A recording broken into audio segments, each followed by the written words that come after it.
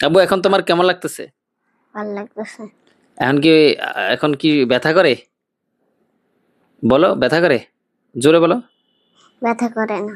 এখন তুমি ভালো? হুম। এখন কি তুমি আর বিড়াল ধরবা? না। ঠিক আছে?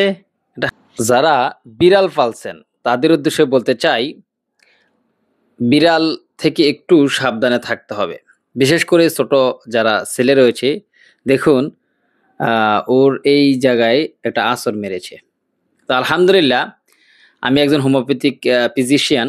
আমি তাকে লিডাম পাল ২০০ কয়েক মাত্রা খাইয়ে দিয়েছি আল্লাহর রহমতে। আশা করি আল্লাহ তাআলা মাফ করেছে। কিছু হয়নি আল্লাহর রহমতে।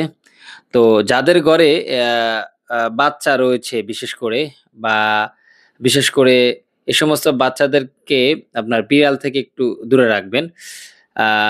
যেন এই সমস্যাগুলা সৃষ্টি না হয়। আর এক্ষেত্রে লিডাম পাল ২০০ আমি ব্যবহার করেছি।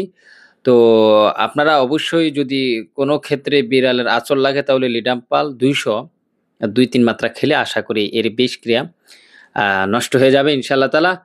আর অবশ্যই এটি গ্রহণ করার পূর্বে একজন রেজিস্টার্ড হোমিওপ্যাথি ডাক্তারের সাথে পরামর্শ করে গ্রহণ করবেন।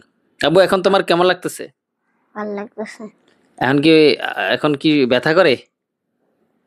বলো ব্যথা করে? জোরে বলো। ব্যথা করে না। এখন তুমি ভালো?